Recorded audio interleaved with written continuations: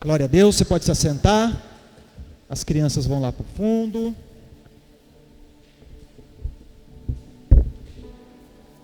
Hoje é dia de celebração, né? Todos os dias, os cultos. Culto é dia de festa, é celebração, é amor, é graça.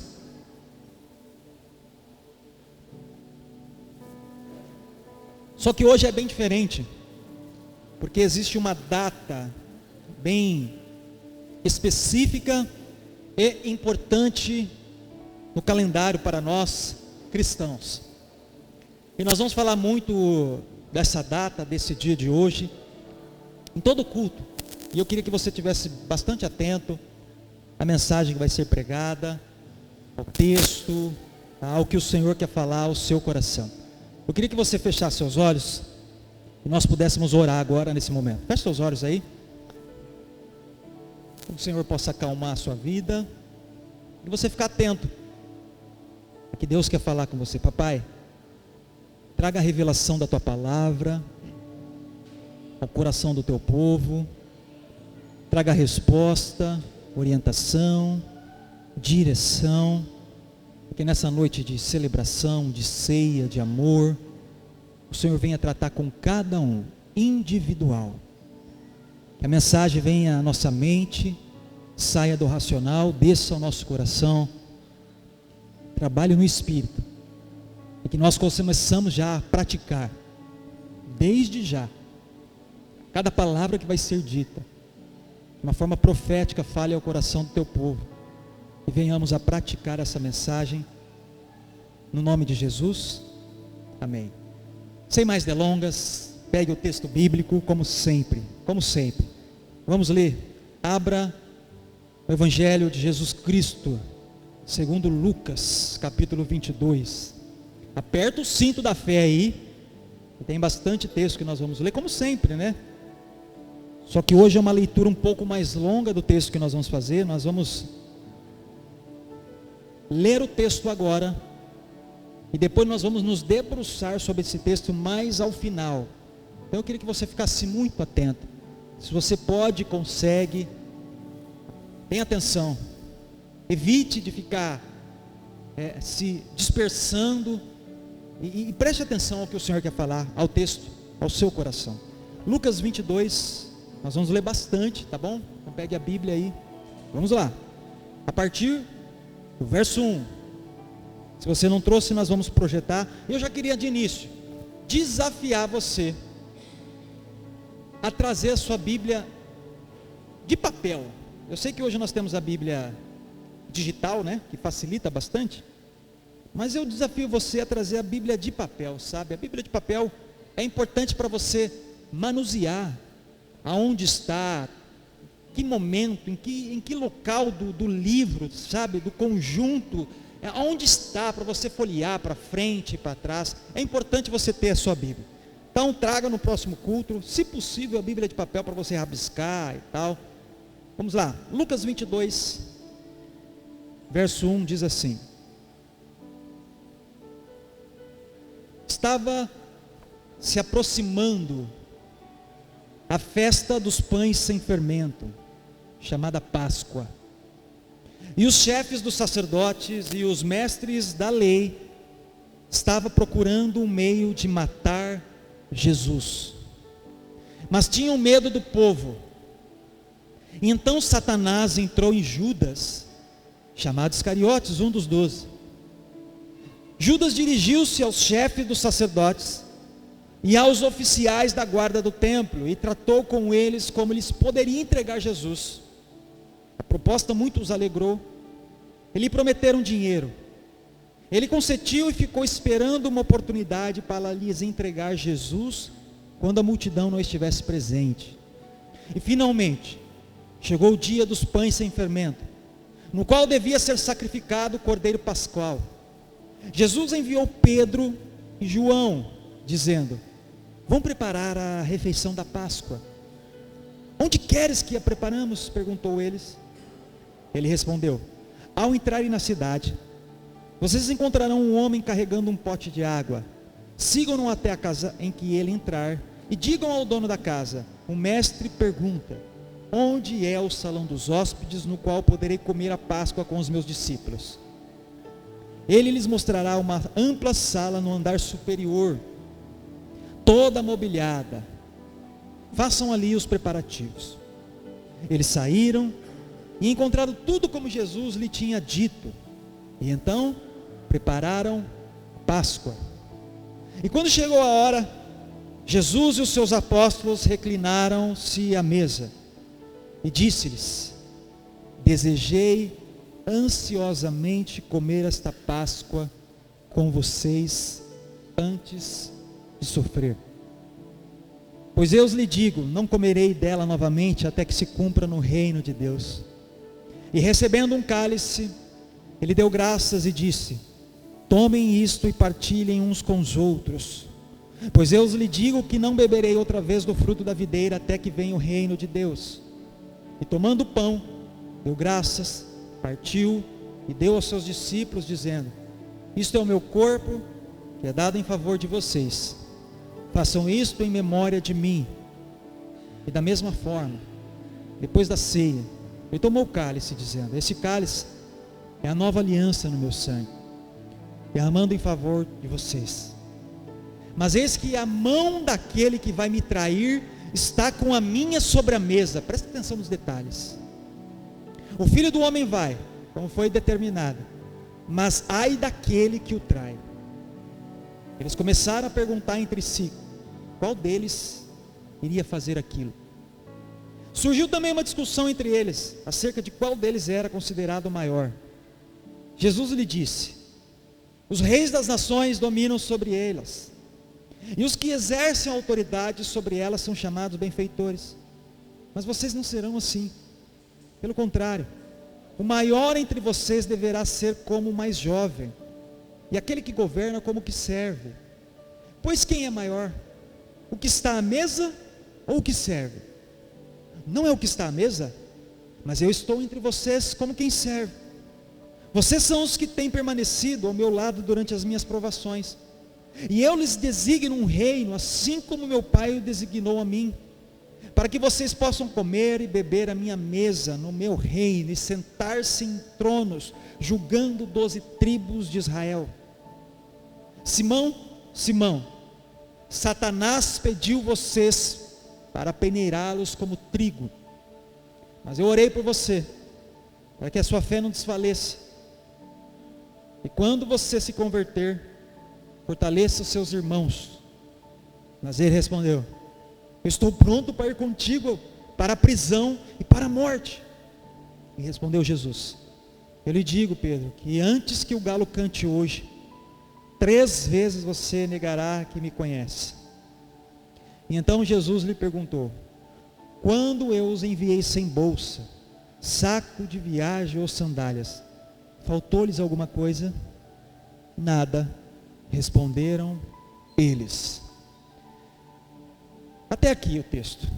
É um texto longo, é um texto gracioso. Vocês viram quantas coisas aconteceram nessa história? Essa história ela é relatada nos 4 evangelhos. Para quem gosta de Bíblia e estudar e comparar, estude essa semana. Compare os 4 evangelhos, a visão da câmera. Eu sempre digo, os evangelhos sinóticos, Mateus, Marcos e Lucas, é cada um dando a sua visão, a câmera que está filmando, e você vai ver detalhes riquíssimos, por exemplo, que só Lucas traz, detalhes que só João traz, detalhes que Mateus e Marcos traz, e é uma história cheia e repleta de cenas, e a leitura é tão poderosa que nós começamos a ler e começamos a imaginar. Pelo menos eu sou assim. Deixa eu contar um detalhe para vocês, já disse. Quando eu começo a ler a Bíblia, eu começo a ver a cena, de verdade, imaginar a cena assim, sabe?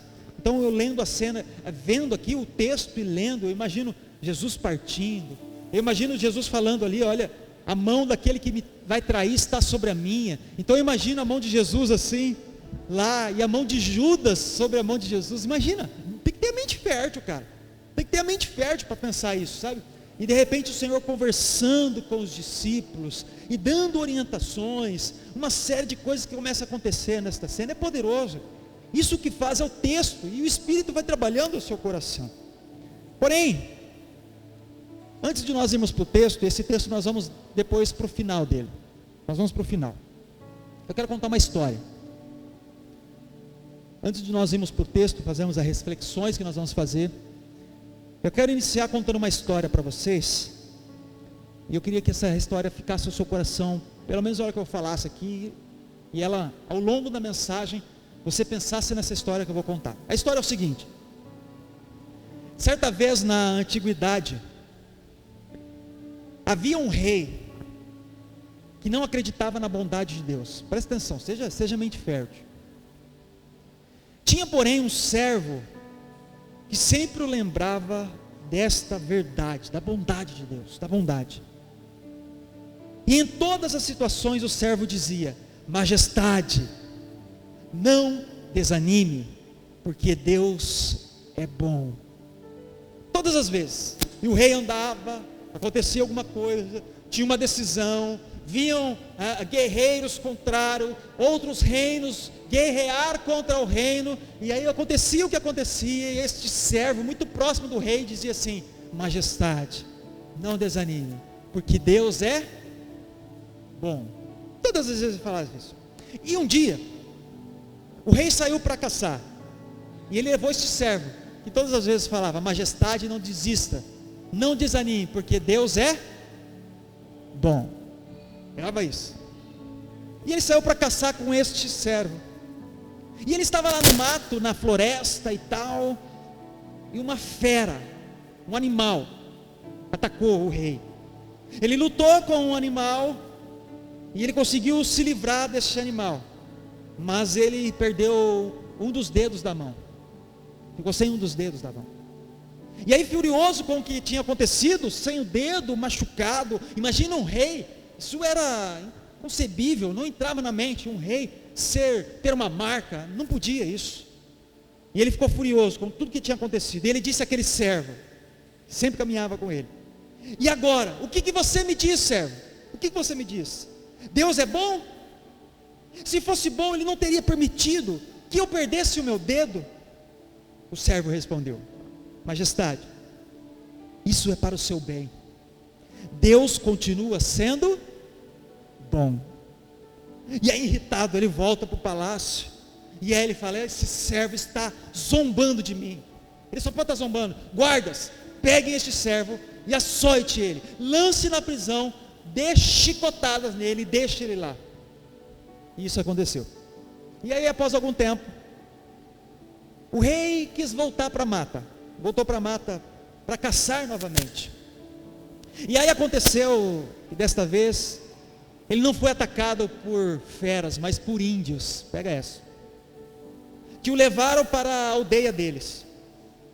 E aqueles índios costumavam oferecer sacrifícios humanos para suas divindades, os deuses que os índios tinham. E sem saberem que ele era um rei, aquele homem que eles tinham pego, pois eles não estendiam a língua deles e tal, eles resolveram então oferecer aquele rei como um sacrifício à divindade. Mas quando tudo estava preparado, e o rei já estava diante do altar, com as mãos amarradas para trás, os pés amarrados, a sua cabeça posta para ser cortada e oferecida aos deuses, o pajé ou o chefe ali dos índios começou a examinar o rei e olhar o rei de cima a baixo e olhar o seu corpo e tal, e disse a todos: este homem não pode ser sacrificado, porque ele tem uma marca, falta um dedo nele. E aí rapidamente soltem esse homem, porque se nós sacrificarmos esse homem do jeito que está, com esta marca faltando um dedo, ele vai trazer maldições para a nossa tribo. Solte, livre esse homem. E o rei foi liberto. E quando chegou ao palácio, muito alegre e aliviado, o rei mandou: solte o meu servo, solte o meu servo.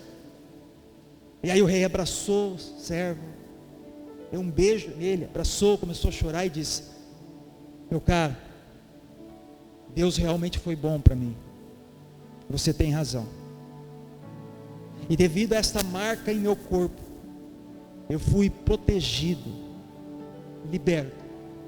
e ganhei uma nova chance.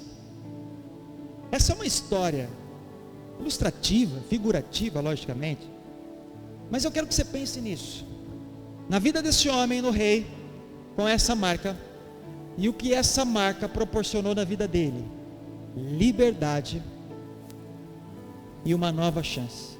Ele foi protegido, liberto e ganhou uma nova chance devido à marca que ele tinha. E aí, pensando nisso, eu quero que essa história fique aí na sua mente, porque ao longo da pregação, talvez ela vai ser pensada aí, e você vai pensar nela, Hoje é um domingo, igreja, dia 9 de abril, é um domingo de Páscoa. A Páscoa é uma festa judaica, eu não sei se vocês sabem, que se estendeu para os cristãos, para nós. Mas a pergunta que eu quero fazer logo de início para vocês é: o que é a Páscoa? Qual é o sentido dessa festa para nós? E o que isso impacta a nossa vida? Essas perguntas, pela graça de Deus, eu quero tentar trazer a resposta para os irmãos nessa noite. Eu quero que você saia daqui com um coração cheio, celebrando ao Senhor. A festa da Páscoa, eu preciso trazer agora no começo, esse início do culto agora, uma questão histórica e teológica. Então eu queria que você estivesse atento, porque talvez você nunca escutou e nunca ouviu falar a respeito disso, desse contexto histórico e teológico a respeito da Páscoa. Então tenha um pouquinho de atenção aí, porque a festa da Páscoa é uma das festividades mais importantes para os cristãos. Mais importantes, irmãos. Em termos de valor, eu creio que ela seja muito mais que o próprio Natal. Porque quando nós olhamos a Páscoa em si, nós vamos ver daqui a pouco mais para frente, existe uma data específica. Na Bíblia, inclusive, a Páscoa tem que ser celebrada tal dia, em tal mês. É uma festa importantíssima para um judeu, que se estendeu para nós cristãos, e nós vamos ver isso ao longo do culto hoje, diferentemente do Natal, que foi uma data criada teoricamente, principalmente pensando no comércio, porque a Bíblia não fala em si do dia do nascimento de Cristo, mas isso fica mais para o final do ano, um outro culto que nós vamos fazer. Então nós precisamos entender um pouquinho sobre essa data. A gente precisa entender como que nasce essa data. Por que nós celebramos a Páscoa no mês de março, no mês de abril? Pastor, qual que é o sentido? Por que essa data é estipulada? Como que nasceu isso? Bom, eu preciso trazer para você um pouquinho de contexto histórico, para você aprender. Talvez você nunca ouviu isso. Por exemplo, nós precisamos olhar sobre a ótica do catolicismo. Isso mesmo. Sobre o calendário do catolicismo. E vocês vão entender um pouquinho. Quando nós olhamos sobre o catolicismo, se nós olharmos sobre este calendário, a data da Páscoa, ela é móvel, ela varia entre 22 de março a 25 de abril. Tem esse espaço para ser decidida qual é a data. E ela varia porque ela é uma data lunar. Eu não sei se vocês sabiam disso. Isso tudo ficou decidido no Concílio de Nicéia, que aconteceu por volta do ano de 325, no século IV. Isso é importante você saber, porque a Páscoa assim ficou decidida nesse concílio da igreja, em que a liderança da igreja, ao longo da história, foi feito concílios, vários deles, em que foram definidas situações diversas para a igreja, muitas situações. Uma delas, por exemplo, neste concílio de Nicéia, no ano de 325, é quando que a Páscoa seria comemorada. E ela ficou então decidida que seria no primeiro domingo após a lua cheia, num evento que acontece no hemisfério norte, não precisa se preocupar com isso. Aí quando a gente olha sobre o catolicismo, a Páscoa também encerra a quaresma. Já ouviu falar sobre quaresma, igreja? Quem já ouviu falar sobre quaresma? Encerra o período da quaresma. Aquele período de 40 dias, que é iniciado com a quarta-feira de cinzas. E na tradição cristã católica, a quaresma é um período marcado por uma série de coisas. Quem já fez parte, talvez você vem de um contexto, está muito mais familiarizado com o catolicismo e tal. A quaresma é este período, marcado, por exemplo, por jejuns, deixa de comer algumas coisas, inclusive carne vermelha. É um período também marcado por penitências, esse período da quaresma, por caridades. Se você já fez parte, você conhece um pouquinho. Essa semana santa, eu estou pensando sobre a ótica do catolicismo, vocês vão entender por que eu estou falando isso. É uma semana que é marcada por alguns eventos, por exemplo, o domingo de Ramos, o rito do lava-pés, o sábado de aleluia. Isso tudo quando nós olhamos no calendário católico, sim. Pastor, mas e nós? Crentes, protestantes, evangélicos, gospel, use o termo que você achar. E nós? Nós seguimos também o calendário católico ocidental. Você sabia disso? Nós também seguimos o mesmo calendário católico ocidental. Por isso que nós comemoramos hoje. Ai, pastor, por que hoje todas as igrejas, todas, evangélicas, católicas, comemoram a Páscoa nesse dia de hoje?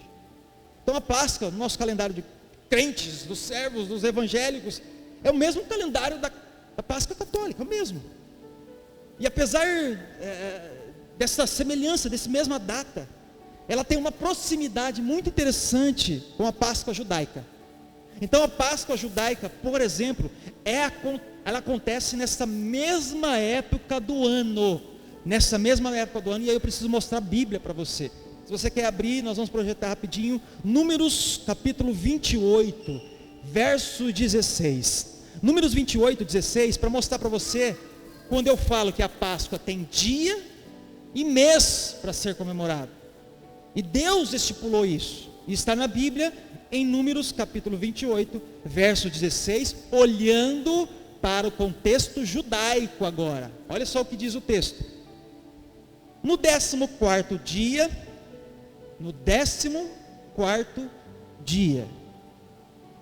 do primeiro mês é a Páscoa do Senhor. Aqui é o momento em que as leis foram dadas, estipulando então uma orientação para uma nação que estava nascendo, a nação de Israel, e uma série de coisas, as estacas sendo lançadas, fincadas, e orientações evangélicas, uma série de coisas sendo estipuladas para a nação. Então fica aqui marcado, no 14º dia do primeiro mês é a Páscoa do Senhor. Pronto, existe uma data para os judeus comemorarem a Páscoa, no 14º dia. Esse primeiro mês é diferente, o calendário judaico é diferente do calendário ocidental. Esse primeiro mês aqui é chamado de mês do Abib, ou Nassan. Acontece por volta de março e abril. É muito semelhante à época. Bom, pastor, falando tudo isso, quais seriam as grandes diferenças? A Páscoa judaica e a Páscoa nossa, ocidentais, cristãos. Bom, além da cultura, da alimentação, que quem conhece um pouco de Bíblia, sabe o que acontece numa Páscoa judaica e sabe o que acontece na Páscoa ocidental cristã. Sabe a diferença? O simbolismo é a principal diferença. E agora eu queria um pouquinho de atenção, que nós vamos começar a ir afunilando. Eu saio dessa questão histórica, teológica, e nós vamos caminhar agora, e caminhando para a mensagem. Porque o simbolismo é a principal diferença. Ok, tem uma questão cultural, uma questão alimentar, mas a principal é o simbolismo. Porque para o judeu, por exemplo, a comemoração da Páscoa, que inclusive eles fazem até hoje, é em memória da libertação que houve no Egito. Para isso tem todo um rito a ser seguido. Pega-se o cordeiro, macho, sem mácula, que nenhum dos ossos dele foi quebrado. Pega-se, sacrifica ele, derrama-se o sangue dele, pega-se as ervas amargosas, os pães sem fermentos, senta-se à mesa, e ali o patriarca com toda a família sentada, ele começa com cada um daqueles elementos, falando o porquê daquela Páscoa, o porquê do cordeiro, deles terem sacrificado. Essa é a Páscoa até hoje do judeu. Olha, e eles começam a falar, a pregar, a memória que eles tiveram da libertação. Olha, este sangue foi o momento em que Deus falou para Moisés, para derramar o sangue e passar, e isso aconteceu, e sacrifico. Olha as ervas amargosas, os pães sem fermentos, é porque nós tínhamos que sair com pressa, não ia dar tempo de fermentar, nós tínhamos que sair com prontidão, com prontidão. E para nós, se para o judeu é essa, e para nós, também é uma memória. O que nós falamos aqui na ceia? Em memória. A grande representação para nós hoje, da Páscoa judaica, do que um judeu faz, é a mesa da ceia para nós. Então também é uma memória, também é uma memória, também é uma libertação. Sabe do que? Sabe o que representa a libertação do que Deus fez? O sangue do Cordeiro de Jesus, libertação do pecado. Essa é a libertação. E tudo isso se cumpre não no Cordeiro, que era sacrificado e imolado todo ano, mas se cumpriu em Cristo Jesus. O que era sombra do passado, se tornou realidade em Jesus. E o grande produto, o grande resultado da Páscoa chama-se ressurreição. Sabe por que nós comemoramos, postamos tanto, evangélicos, gospel? Por que a igreja fala tanto de Páscoa? Por que uma data tão importante, apesar do calendário ser meio maluco, por conta da lua e da quaresma, está tudo certo, ok, mas existe uma data que nós colocamos no nosso calendário, para ser lembrada, em memória. E sabe por que nós falamos tanto disso? Por conta do resultado. Sabe qual é o resultado da Páscoa, gente? Ressurreição. Ressurreição. E aí eu quero trazer algumas reflexões para vocês. Prometo acelerar um pouquinho. Hoje é dia de ceia. Trazer algumas reflexões sobre a Páscoa. Como que ela chega para nós? E o que nós temos que fazer? Como que a Páscoa chegou para você? Talvez você está escutando a mensagem nesse sentido pela primeira vez. Talvez você sempre cresceu em um contexto, seja ele qual for, de igreja, e talvez você nunca pensou e refletiu sobre o sentido, sobre como a Páscoa chegou para você. Como que a Páscoa chegou para você?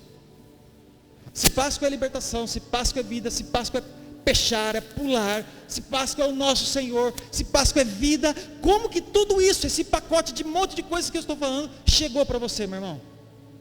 E essa é a primeira reflexão que eu quero fazer com vocês. A primeira reflexão é o seguinte: eu quero que você pense na sua vida. Será que você consegue pensar na sua vida? Vamos praticar. Cada mensagem que vai ser dita aqui, encaixe na sua vida, sabe, racional, coração, e praticar. Vamos lá, igreja, vamos exercitar. A primeira reflexão que eu quero fazer com vocês é o seguinte: como que a Páscoa chegou? É o seguinte: a Páscoa nos encontrou quando ainda éramos escravos. A Páscoa nos encontrou quando ainda éramos escravos. Nós vamos fazer um bate-bola entre o Antigo Testamento e o Novo Testamento. A imagem estabelecida sobre a nação de Israel, o que aconteceu com ele, nós vamos sempre usar a imagem do que aconteceu, do que Moisés estabeleceu ali, o que Deus falou para aquela nação, e vamos sempre olhar também para a realidade do que Cristo fez. Então a primeira reflexão é: a Páscoa nos encontrou quando ainda éramos escravos. E deixa eu falar, talvez você esteja como assim hoje, escravo. Olha o texto comigo, vem cá, vamos lá, vamos abrir a Bíblia agora, exercitar, folhear. Vai em Êxodo comigo, capítulo 2, o verso 23, você pode abrir? Vamos lá, pega a sua Bíblia aí, vamos abrir junto. É importante você abrir, folhear, rabiscar, você saber onde está, sabe? Você saber onde está, para depois você usar essa pregação, falar com alguém, você falar: olha, a Páscoa encontrou a minha vida, quando eu era um escravo ainda. E nós vamos ver isso no texto. Vamos lá, vamos refletir um pouquinho. Êxodo capítulo 2, verso 23.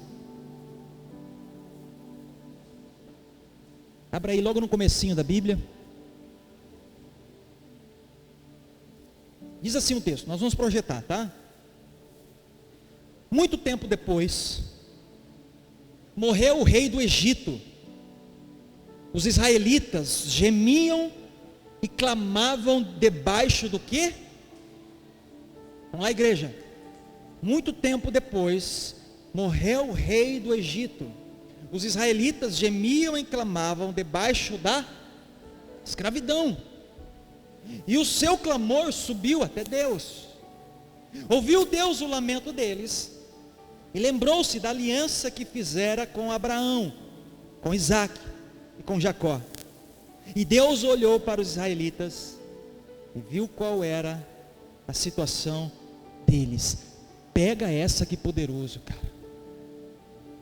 Pega essa, a história está acontecendo. Êxodo mostra ali uma chegada de Moisés, mostra a saída de Moisés do palácio do Egito, e mostra depois então, logo depois do capítulo 3, o chamado de Moisés, a sarça ardente queimando, e Deus falando com Moisés, e depois Moisés indo para um determinado local, e crescendo a sua família, e depois Moisés retornando para o Egito. Mas aqui é logo no começo, porque toda aquela nação, aquele clã, não uma nação, aquele clã da família de Jacó, que chegou no Egito, morreram todos, inclusive José, que era governador do Egito. Passa-se então outros faraós, passa-se então muitos anos, aproximadamente mais de 400 anos, e um clã de aproximadamente 50, 70 pessoas da família de Jacó, que estava no Egito, por um chamado de José, para se estabelecer naquela terra, por conta da fome que havia. De um clã de 70 pessoas, eles se tornam uma grande nação, de milhares de pessoas, e eles se tornam escravos. E é isso que o texto está querendo dizer então. Passa-se então aquele povo que veio para o Egito, e se torna uma grande nação, uma grande nação. E o verso 23 fala muito disso, né? Muito tempo depois, morreu o rei do Egito, ou seja, os faraós que conheciam ali a família de Jacó, e os israelitas gemiam e clamavam debaixo da escravidão, e o clamor deles subiu até Deus. Sabe o que eu quero trazer aqui nesse primeiro ponto? Que a Páscoa nos encontrou quando ainda éramos escravos. Quando a gente olha para esse texto e para a nação de Israel, Deus chama os hebreus em um momento de dureza. Em um momento de dureza. Deus chama os hebreus em um momento de dor, igreja. Não foi isso que nós lemos no texto? O verso 23, o clamor deles chegou a Deus. Verso 24, o lamento deles chegou a Deus. O verso 25, o Senhor, Deus viu a situação deles. Então Deus chama os hebreus num momento de dureza, em um momento de dor, em um momento de escravidão e de sofrimento. E é nesses momentos que eu queria que você pensasse agora na sua vida. Na sua vida, como que você chegou aqui, cara? De verdade. Chegou pensando no teu time de futebol? Você vai comer daqui, a hora que você sair daqui? Amanhã, trabalho, na cama que está te esperando para você dormir? O que você chegou pensando? De verdade. Porque é nesses momentos que a pregação do Evangelho nos encontra. É os momentos em que nós estamos com as algemas, com a corrente, com prisões invisíveis. Sabe o que é prisão invisível? É quando nós somos escravos de uma série de coisas. Que é uma escravidão que nós temos? Pecado. Pecado. É quando nós estamos viciados. O quê? No que você pensar. O vício é um problema. Vício em pornografia, vício em bebida, vício em drogas, vício em mulheres, vício em futebol, vício no seu time, vício em comprar, o que for. Você é um escravo, e você não percebe isso. E se nós não alertarmos isso, no mínimo no altar, fala, cara, você está numa escravidão invisível, você nem percebe. Nem percebe que você está escravo do que está sendo postado, dos flertes que estão sendo lançados no seu coração. Naquilo que você está vendo, está caindo e não está percebendo. Talvez você está perdendo o seu relacionamento por uma escravidão que você não percebe. O seu relacionamento está acabando. o seu relacionamento com Deus, o seu ministério, o que Deus derramou sobre a sua vida, um chamado que Deus fez para você, sabe o que está acontecendo? Está se perdendo, indo pelo ralo, por uma escravidão, por isso que antes de nós, a caminhada cristã tem um momento, um acontecimento para as coisas, existe a promessa de Deus, existe a vitória do Senhor, isso tudo está cumprido e realizado em Cristo Jesus, existe a nova Jerusalém que vai descer adornada, existe tudo isso e nós cremos pela palavra nisso, só que antes de tudo isso, você precisa ser impactado, informar ao ouvinte, vocês, a igreja, nós somos escravos, quando a gente não tem essa noção, sabe o que acontece? Quando nós não somos informados que nós somos uns escravos do que o mundo está propondo para nós, sabe o que acontece? A gente entra na igreja e a gente acha a igreja muito chato, cara, muito chato, todos cegos, todos sem vida, é uma vida presa. E olha o que o texto diz, João capítulo 8, olha que legal isso aqui, olha o que o texto diz, que poderoso. João capítulo 8, verso 31 diz assim, ó: disse Jesus aos judeus que haviam crido nele: se vocês permanecerem firmes na minha palavra, verdadeiramente serão meus discípulos. Se permanecer firme, será discípulo. Permaneça e seja. Verso 32: e conhecerão a verdade, e a verdade os libertará. Não somente a verdade, mas o conhecimento dessa verdade. A verdade está sendo proposta, mas se não conhece essa verdade, de nada adianta. Precisa conhecer essa verdade, conhecer relacionamento. Como que você conhece alguém, igreja? Como que você me conhece? Se relacionando comigo. Se você me vê só de domingo aqui pregando, você vai falar: nossa, cara chato, cara legal, que cara não sei o que, cara sei lá o que. Agora, se você me relaciona, sabe, a minha intimidade. Pessoas que se relacionam aqui, tem pessoas que têm mais intimidade, vão na minha casa, me conhecem, vocês vão ver uma outra face minha. Vocês vão ver o meu filho, eu me relacionando com o meu filho, com a minha esposa, como que eu trato a minha esposa, como que eu trato o meu filho, como que eu trato a palavra de Deus na minha casa, como que eu trato o meu trabalho. Isso só vai se dar através de conhecimento, de relacionamento. Por isso que a Bíblia fala: relacione-se, conheça a verdade. Conheça a verdade, porque isso traz liberdade. Verso 33: e eles responderam: somos descendentes de Abraão e nunca fomos escravos de ninguém. Como você pode dizer que seremos livres? Olha só, é ignorância, né? Olha só, é a mesma coisa para nós. O altar está falando: olha, há uma escravidão sobre a humanidade. A resposta talvez que vem aqui: como isso, pastor? Como que eu sou escravo? O senhor não sabe de nada. É o mesmo contexto aqui. Verso 34: Jesus respondeu: digo-lhes a verdade, todo aquele que vive pecando, pega essa, é escravo do pecado. Vive pecando, é escravo. O escravo não tem lugar permanente na família, mas o filho pertence a ela para sempre. Portanto, se o filho os libertar, vocês de fato serão livres. E aleluia por isso, cara. A proposta nesse tópico 1 é: a Páscoa nos encontrou quando ainda éramos escravos, e isso é libertador.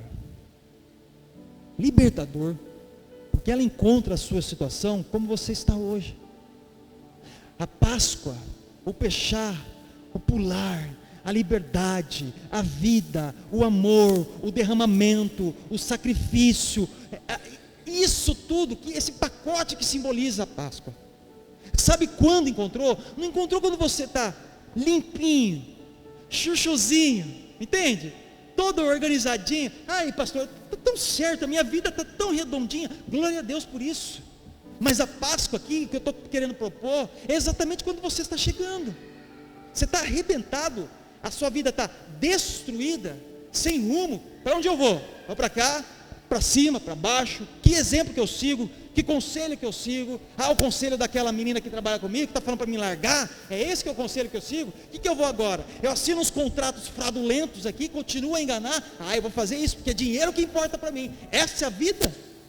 Então o Senhor está falando, venha, venha. Ele está encontrando você dessa situação, como você está, um escravo. Um escravo. O Senhor nos encontra nesse momento na nossa vida.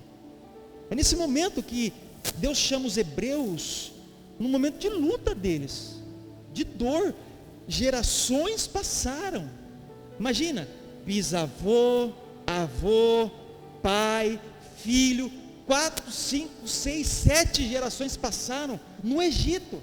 O que eles ouviam falar, o que era real das gerações foi se acabando, só ficou no ouvido. Olha, existe um Deus, o Deus do nosso antepassado, Abraão, um Deus do antepassado nosso, Isaac, Jacó, e ele foi para o Egito e tal. Essa era a mensagem que eles escutavam. Talvez essa mensagem, sabe, que você tenha escutado da sua avó, sua bisavó, você tem escutado ao longo do tempo. Sabe o que o Senhor está querendo falar? Conheça a verdade, relacione-se com Ele. Deus está falando, olha, relacione, não se limite a um culto. Quem se relaciona com Deus num culto no domingo, torna-se religioso, igreja. Você sabia disso? Quando nós nos relacionamos com Deus no domingo, nos tornamos religiosos. Quando nós nos relacionamos com Deus diariamente, eu vou dar um passo, eu escuto a voz, eu vou assinar, eu vou seguir, eu vou parar, eu escuto a voz de Deus, sabe? Isso é relacionamento.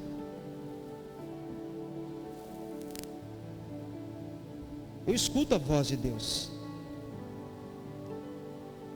E o que a gente tem que pensar a respeito disso, sabe? De que a Páscoa nos encontrou quando ainda éramos escravos, é que a prisão não precisa ser eterna. Existe uma prisão na sua vida, de verdade. Eu não quero que você levante mão, eu jamais faço isso e constranjo você. Mas eu quero que você pense, e eu olhando nos seus olhos, no seu rosto, nas suas faces aqui, nas multifacetas que existem aqui da igreja. Existe uma prisão aí na sua vida? O que você precisa abandonar? De verdade, igreja. O que precisa ser mudado na sua vida?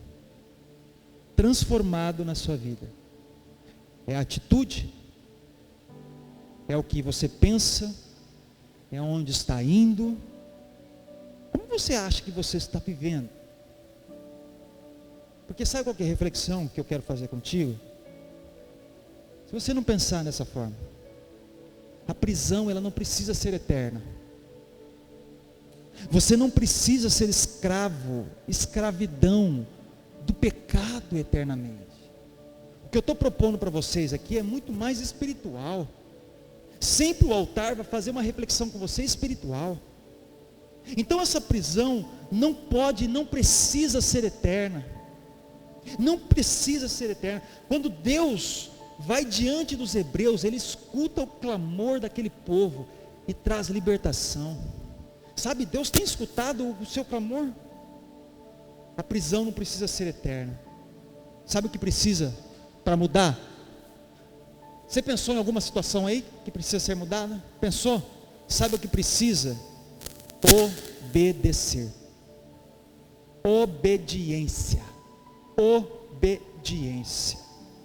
Pastor, mas eu não consigo, a situação é difícil e tal. Obedeça. Deus não está falando para parar de fazer, de ir, de tocar, e de tal, e de assinar. Deus não tem falado. É uma questão de obediência. Pastor, mas não é fácil. Quem disse que seria? A diferença, meu amigo, é que você não está sozinho mais agora. Existe um Deus conosco. Isso é maravilhoso. Sabe quando a gente começa a agir dessa forma? A gente começa a agir como Moisés. Quando a gente começa a falar assim, não dá, e por quê? E tal situação, e vai, e que não consigo. A gente começa a agir igualzinho Moisés. Você sabia que Moisés fez isso? Vem comigo, a partir do capítulo 3 de Êxodo, abre aí, Êxodo capítulo 3. Moisés começa a questionar Deus sobre os possíveis problemas. Imagina assim, Deus levanta Moisés já é um idoso, 80 anos, imagina só. Imagina, você está achando, a gente vai ver o texto aqui e vai falar, rapaz, por que Moisés fez isso? Ele tinha 80 anos, né? Rugas, Deus levanta um homem de 80 anos para libertar mais de 2 milhões de pessoas de uma escravidão, para enfrentar o maior poderio, o exército que existia. Faraó era como um deus, não sei se vocês sabem, o faraó era como um deus. Então ele ia enfrentar o maior exército, um tipo de Deus para aquele povo. Ele ia enfrentar um senhor de 80 anos, e nós com 20, 30, 40, 50, 60, não conseguimos. A gente começa a agir como Moisés. Olha só o que acontece, Êxodo capítulo 3, ó. Porque a prisão não precisa ser eterna, basta obediência. Olha só o que Moisés começa a falar, eu vou listar algumas, ó. Então Deus vem, né, chama Moisés de onde ele estava. Moisés estava com a vida sossegada, cara, família, mulher, filho, tudo quietinho, pastoreando lá as ovelhas, estava certinho na terra distante. Deus, aí ele vai, Deus chama ele no meio de uma sarça que começa a queimar e não se consome, e aí Deus começa a dar missão para ele. E olha só o que Moisés começa a falar, verso 11, olha só o que Moisés fala, cara. Projeta aí e abra na sua Bíblia, Êxodo 3. Verso 11 diz assim: Moisés, porém, respondeu a Deus: quem sou eu para apresentar-me ao faraó e tirar os israelitas do Egito? Verso 13, olha só, Moisés perguntou: quando eu chegar diante dos israelitas e lhe disser, o Deus dos seus antepassados me enviou a vocês, e eles me perguntarem, qual é o nome dele? Que lhes direi? Vê se não é nós. Oh Deus, eu vou lá, o que eu vou falar? O Senhor está mandando eu ir lá levar a cesta básica? E aí, o que eu faço? O que eu faço? A gente continua igualzinho sendo Moisés, ó. Êxodo 4 agora, verso 1. Moisés respondeu: e se eles não acreditarem em mim, nem quiserem me ouvir, e disserem, o Senhor não lhe apareceu? Somos nós, Senhor. Verso 10, Êxodo 4, 10, diz assim: disse, porém, Moisés ao Senhor: ó Senhor, nunca tive facilidade para falar, nem no passado, nem agora, que falaste ao teu servo, eu não consigo falar bem. Não é nós, cara, dando desculpa, não dá, pastor, eu não consigo ir, o horário não deu, chega atrasado porque não sei o que, eu não consigo ir para um pequeno grupo, porque não quis ser, eu não consigo ir no culto, porque o mundo está girando, pastor, sabe, eu tenho que trabalhar, eu tenho que. 4:13 para fechar. Respondeu-lhe, porém, Moisés: vê se não é nós aqui. Senhor, peço-te que envies outra pessoa. Não pode ir outro no meu lugar, não? Pastor, envia outro no meu lugar. Levanta outro, não tem outro no meu lugar. Cara, como que a Bíblia fala conosco? A gente agindo assim, a gente continua escravo. E a escravidão não pode ser eterna. O que precisa? Obediência. Deus falou: Moisés, levanta, vai, que eu vou estar contigo. Aí ele começa a falar: Deus, mas e não sei o que? E não sei o que? Se você continuar lendo o texto, depois você lê aí, se não me engano, acho que o verso 14 ou 15, a Bíblia diz que Deus irou-se. Está assim ou não está na sua Bíblia? Deus irou-se com Moisés. Pô, imagina Deus: Moisés, para de falar e vai, cara, para de reclamar, eu sou o Senhor, eu estarei contigo, o que é para falar não interessa. E nisso aqui, depois leia isso aqui, Deus dá um monte de sinal para Moisés. Moisés pega o cajado, ele se tornou em cobra, põe a mão, você vai ficar leproso, tira, põe a mão de novo, você está com a pele boa, e que não sei o que, eu não consigo falar, eu sou língua pesada, eu levanto teu irmão, Moisés, e vamos, cara, vamos, a igreja precisa avançar, cara, o pequeno grupo, tem pessoas morrendo que não conhecem Jesus, pastor, mas eu não consigo, levanta, velho, vamos caminhar, pastor, o que precisa fazer? Tudo, vem lavar a igreja, vem ajudar, vem servir, vem falar de Jesus, fala de Jesus na sua casa, no seu trabalho, fala do que Ele fez, fala da Páscoa, da alegria, da majestade, da libertação, porque a Páscoa gera atitude, cara, a Páscoa gera atitude, porque a Páscoa, a primeira Páscoa estabelecida, eu não falei para projetar, eu não coloquei, mas eu acho que está em Êxodo capítulo 12, verso 11. Projeta aí.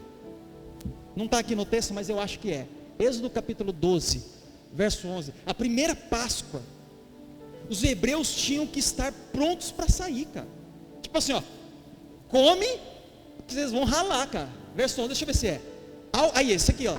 Ao comerem, estejam prontos para sair, cinto no lugar, sandália no pé, cajado na mão, coma depressa, cara. Não é comer peixe não, entende? Dá uma bocada no negócio, põe a roupa e fica aguardando. Que hora que nós vamos largar, cara? Que hora que nós vamos largar? Que hora que é para ir, Jesus?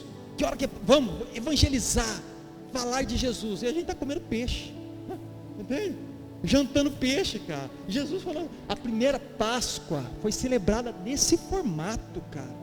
Os hebreus tinham que estar prontos para sair. Páscoa gera atitude. A Páscoa chegou para você no momento que você estava escravo, podre, preso, jogado na guia de sarjeta. Sabe o que isso tem que gerar agora? Atitude. Levanta o bumbum da cadeira e atitude. Ai, pastor, mas isso foi para eles, porque senão a espada ia chegar em você, no pescoço daqueles hebreus. Segunda Páscoa, também atitude. Sabe qual que é a segunda Páscoa? De uma forma profética, apontada para Cristo, a ceia do Senhor. A segunda Páscoa foi a que Jesus celebrou, e ele estava pronto para uma missão. Sabe qual que era a missão de Jesus? Ele não ficou lá jantando peixe. Vamos comer devagarzinho. Esteja pronto. Sabe qual que era a missão de Jesus? Enfiar o cravo na mão, coroa de espinho na cabeça, tomar bofetada no rosto, cusparada. Levanta, sai daí.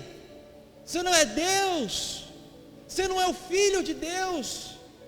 Salva-te a si mesmo. Essa era a missão dele, que nós lemos no Salmo 53, que quem colocou lá foram as nossas transgressões. Não foi a sua beleza não, viu? Não foi a sua bondade. Você é tão bonzinho. As transgressões do povo colocou Jesus na cruz. Então a segunda Páscoa, Jesus estava pronto também. Ele celebrou, pronto para uma missão, a cruz do Calvário. E a terceira Páscoa que já chega em nós? E nós, igreja, nós temos que fazer reflexão. E nós estamos prontos para quê? De verdade, você está pronto para quê? Estou pronto para jogar FIFA 5, né, pastor? Para maratonar. Eu estou pronto para zerar aquela série. É para isso que eu estou pronto. Eu estou pronto para alguém me visitar, engordar a mim. Para isso. Não, cara. Você foi chamado para uma grande comissão. Sabe qual que é a grande comissão?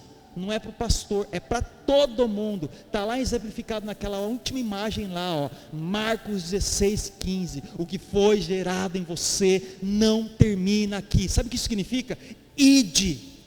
O que é a Páscoa? Qual que é a prontidão para nós então? Ide. Você tem que sair desse culto aqui, cara, igual aqueles cachorros segurando assim, o cara está doido para sair.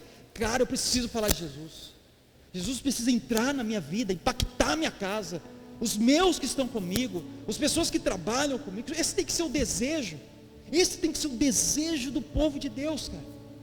Esse tem que ser o desejo do povo de Deus. Se na primeira o povo tinha que estar pronto para sair, Cristo na segunda pronto para ir para a cruz, e nós prontos para fazer a grande comissão. Ide e pregai. Porque a Páscoa, e com a Páscoa é a segunda reflexão que eu quero fazer com vocês. Nós recebemos uma marca, igreja. Nós recebemos uma marca. E sabe o que essa marca proporciona? Ela gera proteção e transformação. Quando nós recebemos a Páscoa, vamos lá, tópico 1. A Páscoa chegou em mim quando eu era um escravo. Escravo do quê? Do pecado, do que você quiser. Pense na sua vida, não pense no vizinho não. Essa mensagem é para minha mãe. Não, é para você que está aqui. Essa mensagem é para você.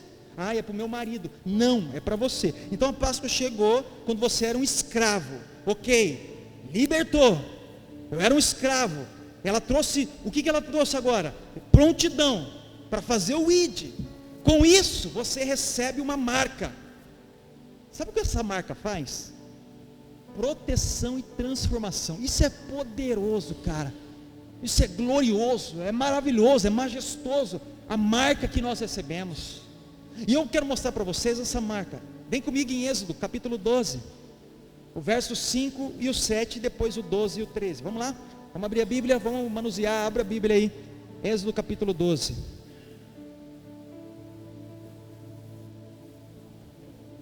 Capítulo 12, versos 5 e 7.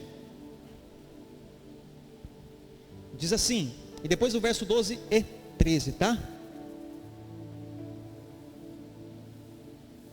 O animal escolhido será macho, de 1 ano, sem defeito, e pode ser cordeiro ou cabrito.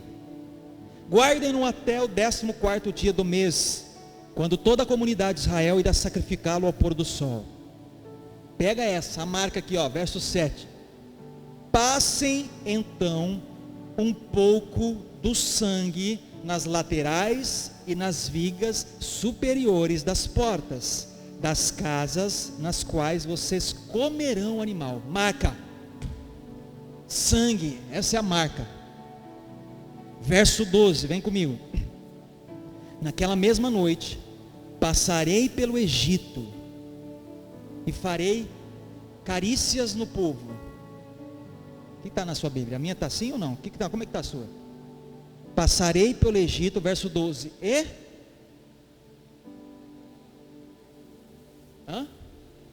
Matarei todos os primogênitos, tanto dos homens como dos animais, e executarei juízo sobre os deuses, com letra minúscula, do Egito. Eu sou o Senhor. O sangue será o quê? Um sinal, uma marca, para indicar as casas em que vocês estiverem. Ai, cara, como isso é poderoso, cara.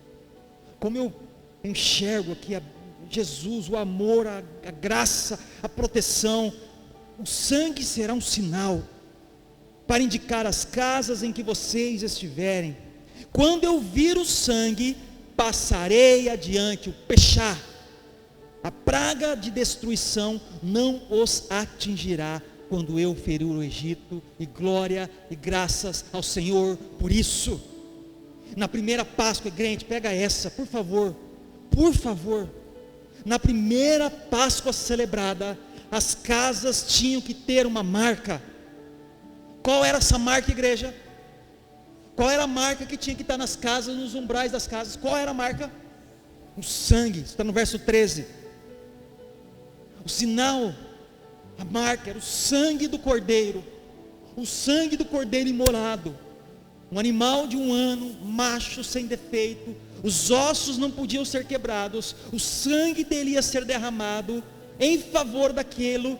Então ele ocupa o lugar, o sangue daquele cordeiro ocupa o local em que a morte iria passar. Então aquele sangue aspergido nas casas. Então, vendo aquele sangue, o Senhor não executaria juízo sobre aquela casa, porque ele viu o sangue do cordeiro, e ele pularia o pechá naquela casa. Então ele pulou, não é porque a casa era mais bonita. Pega essa, ó. Não é porque era a casa que tinha mais comida. Não, a minha casa, o cordeiro era mais gordão. Tem mais, o meu cordeiro, ó, o outro cordeiro lá, o meu é mais forte. Não é por isso, não. Não era a casa mais rica. O pechá, o juízo de Deus pulou, não é porque a casa tinha dinheiro, não é porque era a casa mais bonita, não era a casa que tinha os melhores sobrenomes da cidade. Pompeu, Pompílio, Pompado. Esse nós vamos pular porque esse é muito significante. Não pulou por causa disso. Não era a casa que não tinha problemas. Eu vou pular. Então o anjo da morte passando, a destruição, o juízo de Deus passando. Nossa, essa casa não tem problemas. Que maravilha essa casa. Eu vou pular essa casa, né? Porque ele não tem problemas. Pulei ela. Não era por causa disso. Não era a casa somente dos hebreus. Vocês sabiam disso?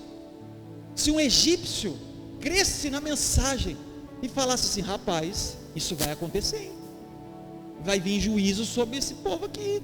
Imagina um egípcio ouvindo essa história. Imagina um cara lá assim, ó, só na butuca. Um egípcio que adorava gato, adorava tudo para ele. o faraó era um deus, o sol era um deus para ele. Por isso que as pragas do Egito batem de frente com o sistema egípcio. Sabe o que as pragas do Egito vêm? Bater de frente. Bater de frente. Imagina um egípcio lá ouvindo, falava: rapaz, isso aqui vai acontecer. Eu vou pegar um cordeiro então e vou passar o sangue dele. Pularia. Então não era algo exclusivo para os hebreus, não era. Era a casa, isso só aconteceu na casa que tinha o sangue do cordeiro. E deixa eu falar, e aqui nós saímos do Antigo Testamento e chegamos para a nossa realidade. Jesus hoje continua a nos chamar da mesma forma. Da mesma forma. Quer ver como? Você não é salvo porque você é bonito. Pastor, eu sou tão bonito. Eu sou a esmeralda dessa terra, sabe? Eu sou a modelo dessa terra. Então por isso que você não é salvo por beleza. Quer outra? Você não é salvo porque tem dinheiro. Pastor, eu não posso comprar não salvação. Eu não posso comprar os altares, corromper. Isso acontece em muitas igrejas. Mas na igreja do Senhor não é porque você tem dinheiro. Não é porque você tem dinheiro. Não é salvo por isso. Você não é salvo porque faz parte da elite da sociedade, igreja. Não é porque você tem um grande e forte sobrenome. A sua família é uma família importante na cidade. Isso vale para a sociedade, para a política, mas para o reino de Deus não importa. Nós lemos isso no texto básico de Lucas capítulo 22. Você não é salvo porque tem um grande conhecimento teológico. Eu fiz faculdade, pastor, de teologia, e eu fiz mestrado em hebraico grego, e eu frequento a igreja, e eu dizimo. A gente viu isso, quem estava conosco lá no culto do batismo? Eu falei sobre a história de Nicodemos, sim ou não? O que Jesus falou para Nicodemos? Nicodemos, olha, ele era um cara top, respeitado, conhecia a palavra, conhecia a lei, fazia as coisas tudo correta. O que Jesus chega e fala para Nicodemos? Nicodemos, você precisa nascer de novo. Então não é pelo seu conhecimento teológico. Você não é salvo porque não tem problemas, igreja. Não é porque você não tem problemas. Sabe por que você é salvo? Que você tem a marca, a mesma marca, que é o sangue do Cordeiro que recai sobre você. Por isso, simplesmente por isso. Simplesmente, simples assim, pastor? Simples, o sangue do Cordeiro recaiu sobre você. Você crê? É fé. Acredita? Fé. Creia no Senhor Jesus, o sangue do Cordeiro recai sobre você. O mesmo anjo da morte, o mesmo juízo de Deus acontecerá e chegará um dia. Sabe, igreja, eu queria falar um pouquinho sobre isso. Porque quando nós recebemos uma marca, essa marca gera proteção e transformação. Proteção e transformação. Você tem dúvidas, igreja, sobre se batizar? De verdade, você tem dúvidas sobre batismo? Sobre igreja?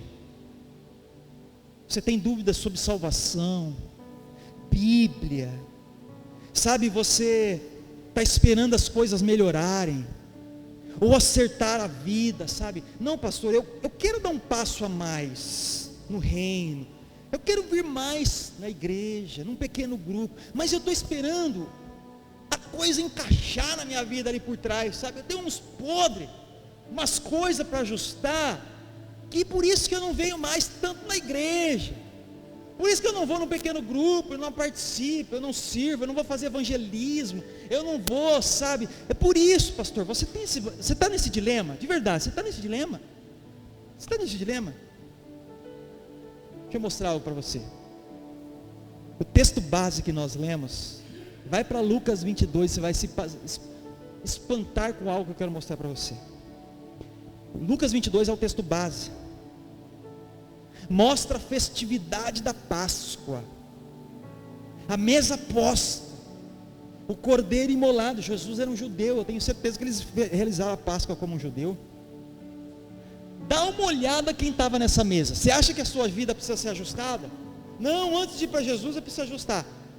Dá uma olhada quem estava nessa mesa. Vem comigo, eu vou pular alguns versos, eu preciso que você seja rápido aí, Lucas 22, e eu vou falando os versos e você vem pulando comigo. Lucas 22, verso 3 diz assim: então Satanás entrou em Judas, chamado Iscariotes, um dos 12. Verso 21: mas eis que a mão daquele que me trai está com a minha sobre a mesa. Vai gravando. Verso 23, vai comigo. Eles começaram a perguntar entre si, qual deles iria fazer isso, ou aquilo. Verso 24, surgiu também uma discussão entre eles, acerca de qual deles era considerado o maior. Pega essa, verso 31, Simão, Simão, Satanás pediu vocês para peneirá-los com trigo, mas eu orei por você, para que a sua fé não desfaleça, e quando você se converter, fortaleça os seus irmãos. Verso 34, respondeu Jesus, eu lhe digo, Pedro, que antes de que o galo cante hoje, 3 vezes você negará que me conhece. Pegou esses personagens? Pegou? Pasmem, deixar mais simples agora. Na mesa da Páscoa, sabe quem estava na mesa da Páscoa? Um assassino. Sabe quem estava na mesa da Páscoa? O diabo, tipificado em Judas. É ou não é? Está no verso 13. Então Satanás entrou em Judas. Se entrou, a Bíblia diz que não saiu. Se não saiu, ele sentou na mesa. Na mesa tem um traidor. Está no verso 34. Nessa mesa da Páscoa tem egoístas. Nessa mesa da Páscoa tem fofoqueiros. Verso 23, olha isso depois com calma. Na mesa da Páscoa tem interesseiros. Verso 24 diz: quem é maior, hein? Sou eu? Ou é Pedro? Ou é João? Ou os interesses? Na mesa da Páscoa tem um que precisa se converter. Verso 31, Pedro, quando você se converter? Oxe, quando? Jesus, eu estou caminhando contigo por 3 anos e tal, vi milagre. Pois é, Pedro, essa é a mesa da Páscoa. Essa é a mesa que está posta. Qual é a solução? Pergunta. Qual é a solução para uma mesa como essa? Você achou pesada essa mesa? Quem achou pesada essa mesa? Verdade. Vamos lá, igreja. Qual é a solução para essa mesa? Uma mesa que tem um assassino. Uma mesa que tem o diabo sentado. Achou forte? É o texto, viu? Uma mesa que tem um traidor. Um cara que negou. Um egoísta. Fofoqueiro. Interesseiro. Um cara que precisa se converter. Qual é a solução para uma mesa como essa? Você achou pesada? É a nossa mesa. Você achou pesada essa que eu estou falando? É a mesa da igreja. Essa é a igreja, cara. Essa é a igreja. É a realidade da igreja. Somos nós. E ainda bem que o texto vem e mostra isso para nós. Porque senão isso seria impossível. Se eu chegasse aqui e falar, olha, eu sou o santarrão dessa terra. E tal, e tal, e tal. Que evangelho é esse? Qual é a solução para essa mesa? Qual é a solução para a igreja? Qual é a solução para essa mesa que é o seu trabalho? Está vendo essa mesa aqui?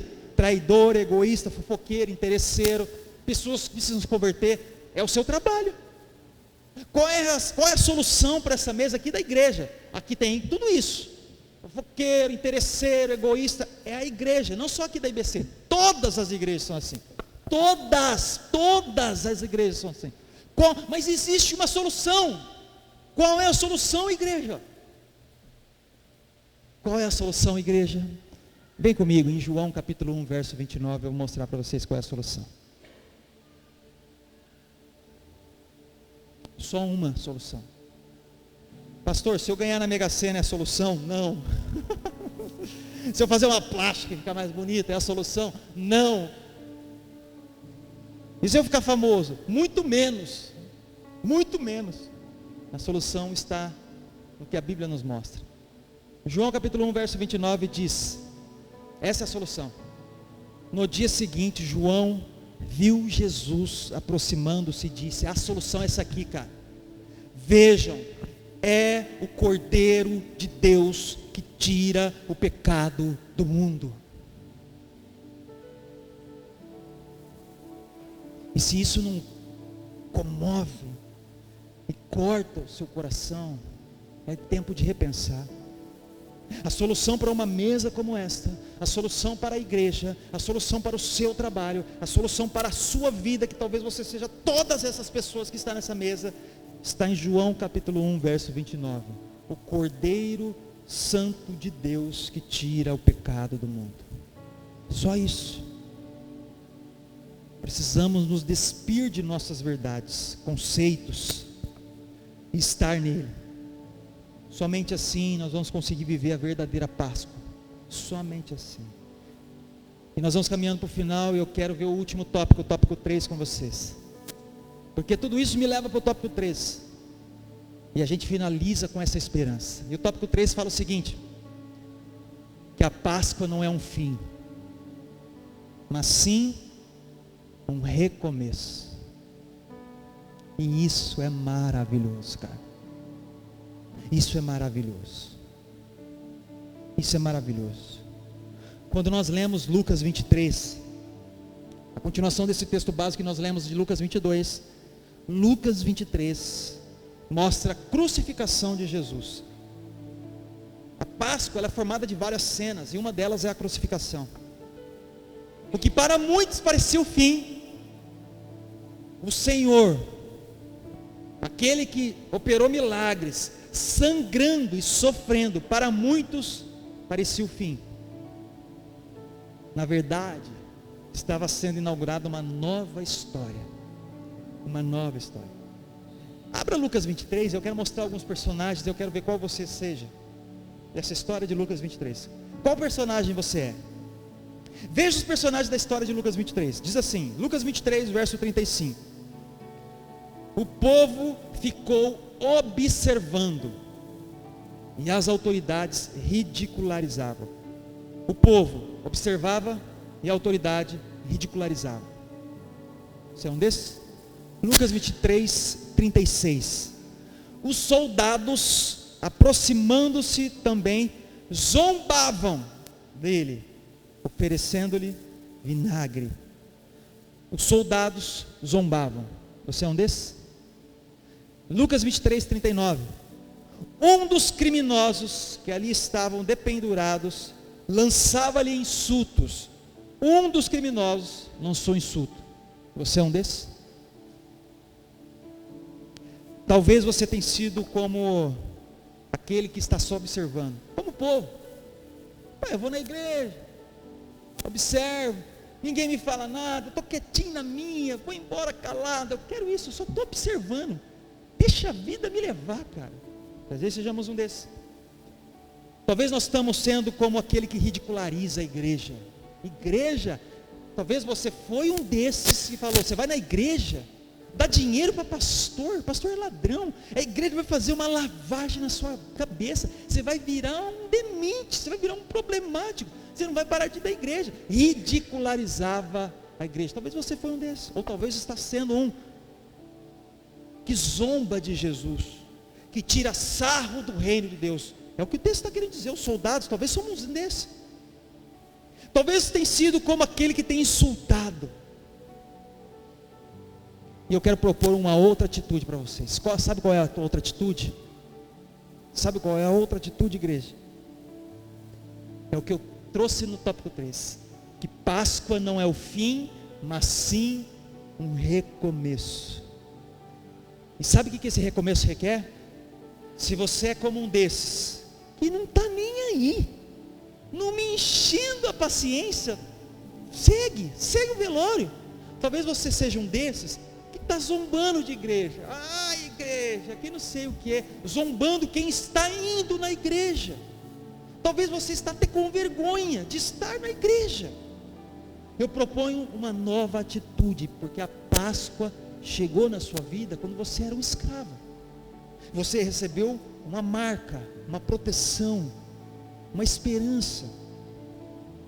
E este recomeço requer algumas coisas: temor, arrependimento, fé e entrega. E a continuação do texto mostra qual é a nossa atitude. Continua comigo em Lucas 23, verso 40. Qual deve ser a nossa atitude então, pastor?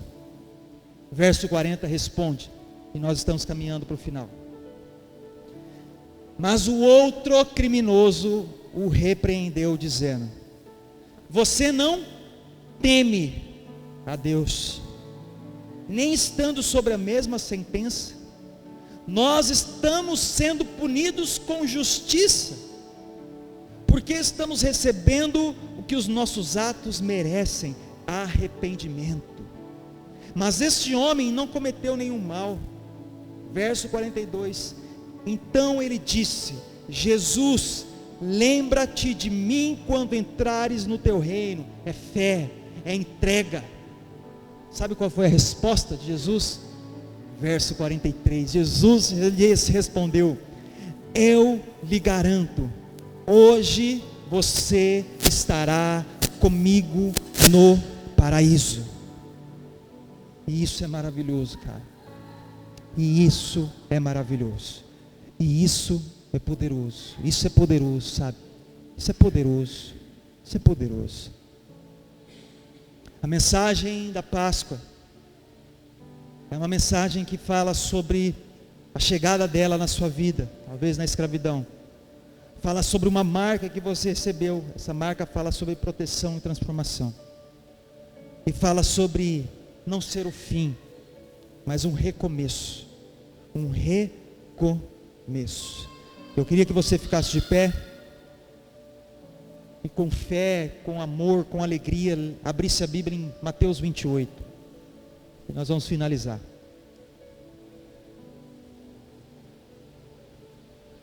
Mateus 28, verso 1. Nós estamos caminhando para o final. É o último texto que nós vamos ler. Páscoa não é o fim, mas um recomeço. Diz assim: depois do sábado, tendo começado o primeiro dia da semana, Maria Madalena e a outra Maria foram ver o sepulcro. E eis que sobreveio um grande terremoto, pois um anjo do Senhor desceu do céu e, chegando ao sepulcro, rolou a pedra da entrada e assentou-se sobre ela. Sua aparência era como um relâmpago, glória ao Senhor, e suas vestes eram brancas como a neve. Os guardas tremeram de medo e ficaram como mortos. Aleluia. O anjo disse às mulheres: não tenham medo. Sei que vocês estão procurando Jesus que foi crucificado. Sabe, eu queria que você fosse embora com essa mensagem no seu coração. Não tenha medo. Você está procurando Jesus? Então a mensagem para você é: não tenha medo. Não tenha medo. Você está procurando, cara? Você está com fome? Jesus, eis-me aqui. Você está? Pega essa mensagem ao seu coração. Não tenha medo. Não tenha medo. Não tenha medo. Os guardas, verso 5, os anjos disse às mulheres: não tenham medo, sei que vocês estão procurando Jesus que foi crucificado. Ele não está aqui, ressuscitou como tinha dito. Aleluia. Venham ver o lugar onde ele jazia, e vão depressa, e digam aos discípulos dele: missão, compromisso, prontidão. Sabe o que o Senhor falou conosco? Ele ressuscitou dentre os mortos e está indo adiante de vocês para a Galileia. Lá vocês os verão. Notem que eu já os avisei. Prontidão, obediência. Vão que vocês vão encontrar o Senhor. Missão de vida. Verso 8. As mulheres saíram depressa do sepulcro. Elas não ficaram lá.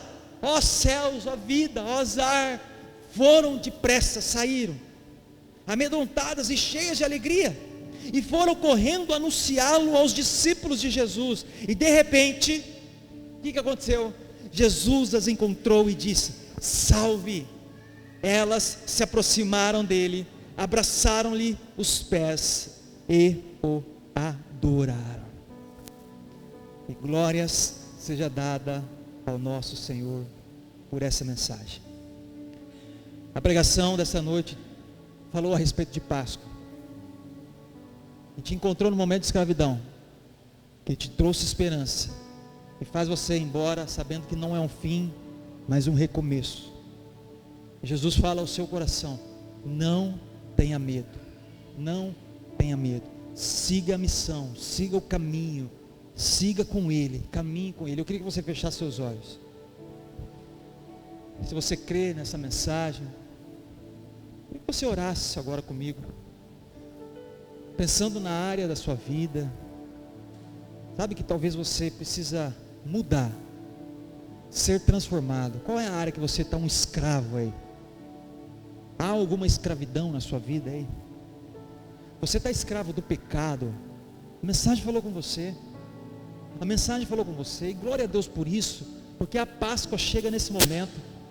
É no momento de escravidão que nós estamos que a Páscoa chega, que ela fala ao coração, que ela transforma, que ela liberta. É nesse momento que o Senhor nos encontra, no momento que estamos arruinados, destruídos, sem nada para oferecer. É nesse momento, glória ao Senhor por isso. E quando Ele nos encontra, Ele nos coloca uma marca. Nós recebemos uma marca. Se no Antigo Testamento a marca do sangue fazia o